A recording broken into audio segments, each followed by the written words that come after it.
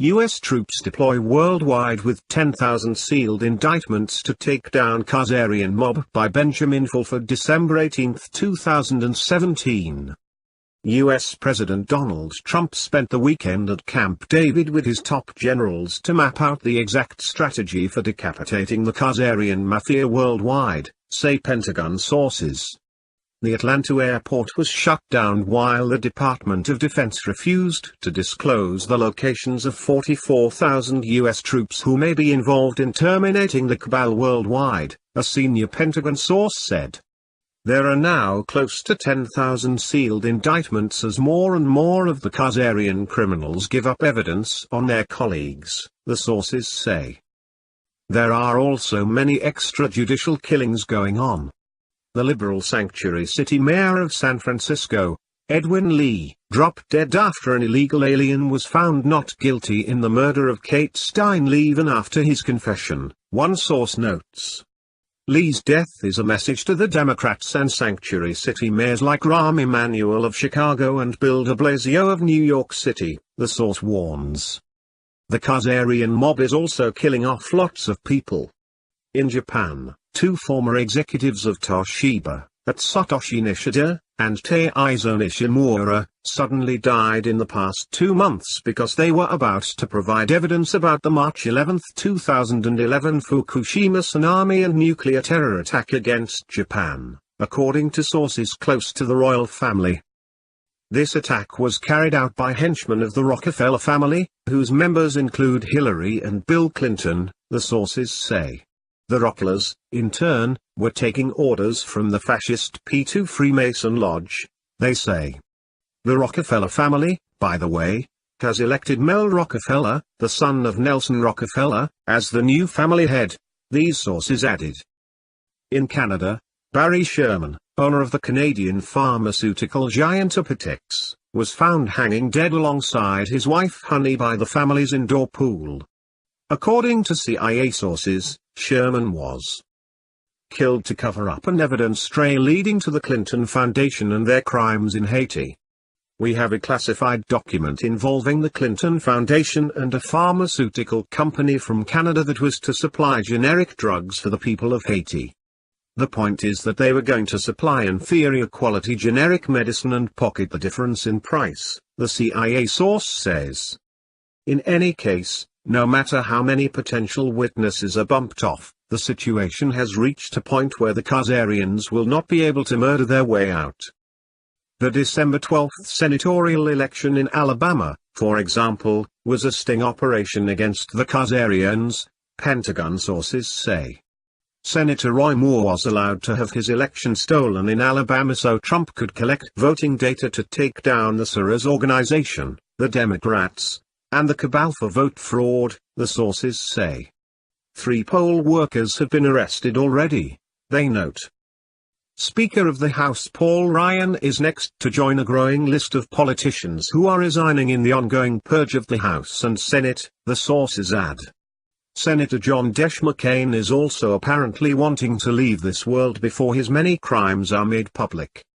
Even the brainwashed propaganda media is beginning to realize that something is going on when they see Hillary Clinton's surgical boot, hiding a GPS ankle bracelet, staying on long after it should have been removed if the official excuse of a broken toe were true.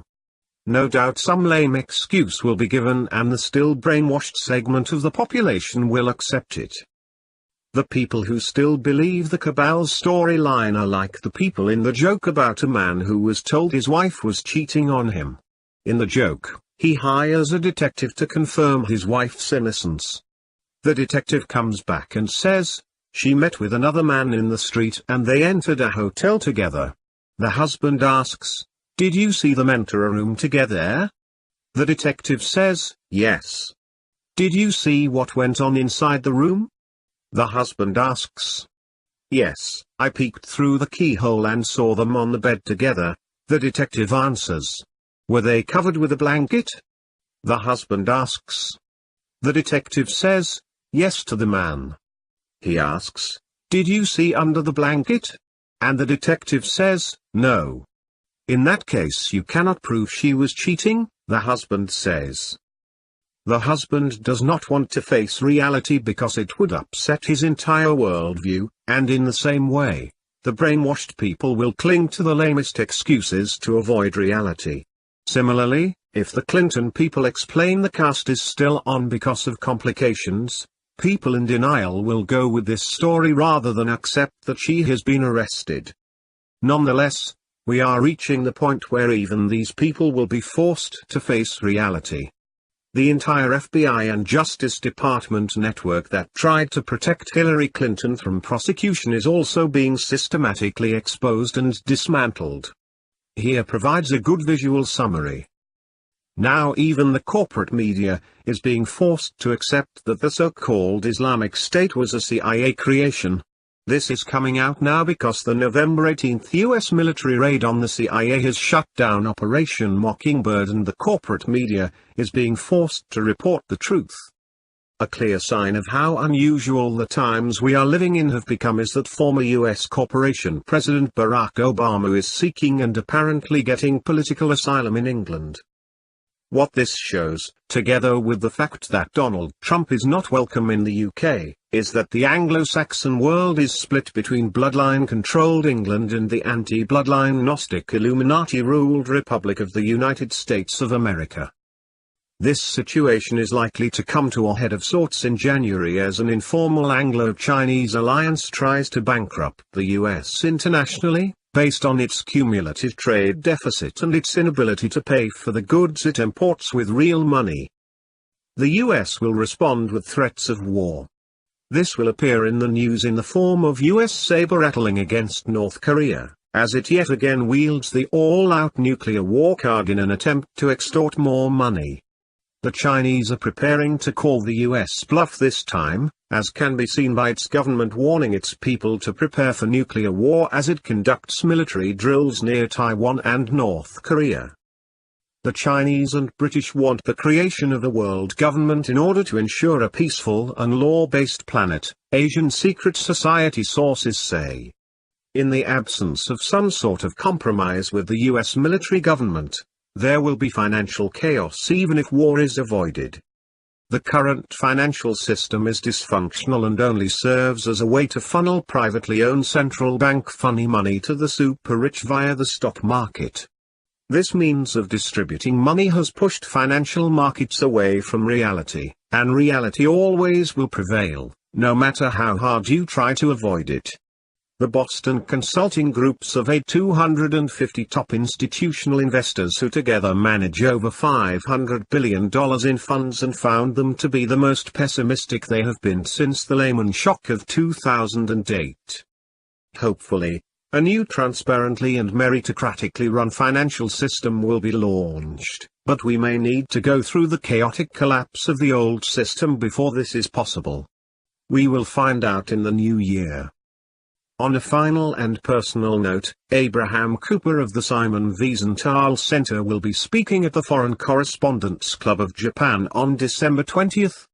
Cooper had one of my books banned for being anti-Semitic. When I asked him what in my book was anti-Semitic, he said that I wrote that US President George Bush Jr. was responsible for the deaths of many civilians in Iraq. Bush is supposed to be an evangelical Christian, and the information on the deaths of civilians in Iraq came from the medical journal Lancet.